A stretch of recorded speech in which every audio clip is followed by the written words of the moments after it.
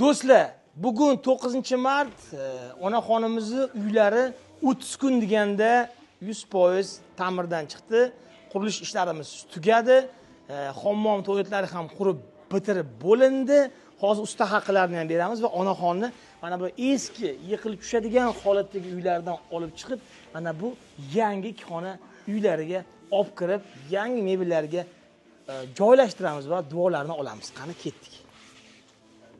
Assalomu alaykum. Alaykum assalom. Kimsiz? Charchab qolmadingizmi? O'tiribman. Bormisiz? Sog'misiz? Salomatmisiz? Duolar qilib o'tiribsizmi bizni? Duo qilaman, voy duo. 100% bitti uyingiz.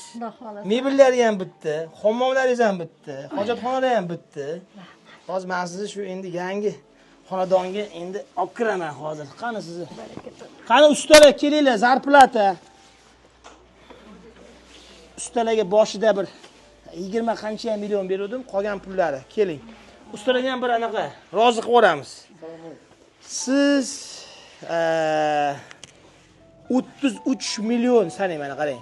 10 million, 20 million, mana bu yana 10 million, 3 million ustida. 33 million.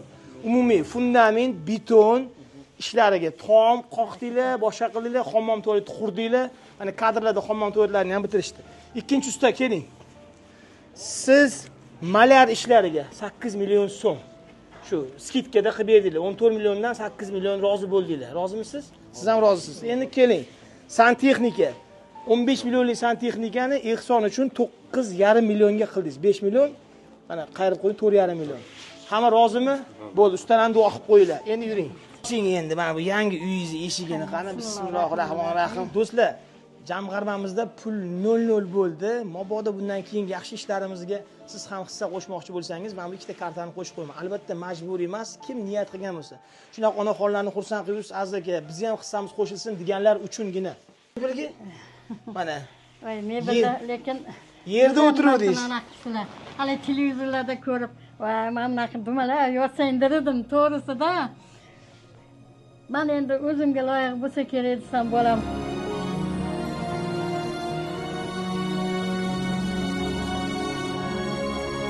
Ko'p odam hissa qo'shdi. Allohdan qaytsin. Baribir qiymatini gapirish kerak. Mana ko'p odam u deydi, bu deydi. Men oxirgi payt qilgan ishlarimizni qiymatini gapirishga majbur bo'lyapman, ba'zi bir sabablarga ko'ra. 0 dan 100 gacha shu hammom, tualetlaringiz, beton, ko'cha beton, devor ishlari, eshik romlar, mana shu uylar qurib bitirish mebellari bilan 150 million so'mga bitdi.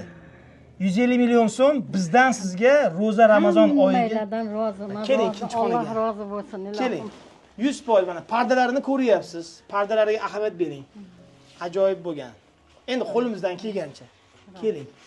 Mana bu yerda voy, rahmat. Shunchalik aniq qilganinglarga shukr. Kuxnya, mana mikrovolnovka, mana qo'ldan kelgancha mebel, yangi plitalar.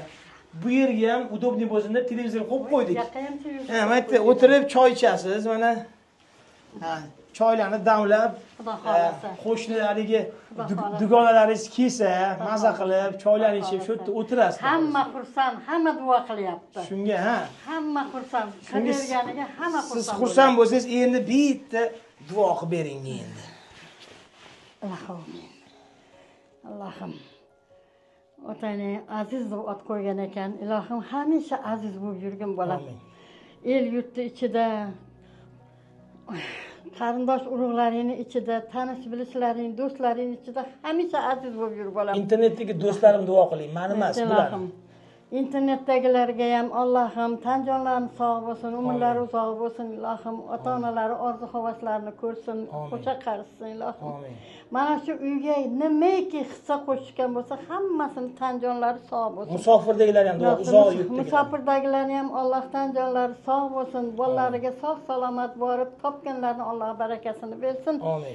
Menga berganini Alloh ming tuman qilib qaytarsin, ilohim. Hammamizdan yetgan rozi bo'lsin. Joninglar sog' bo'lsin, hammanglar mendan rozi bo'linglar. Men ham hammasidan roziman.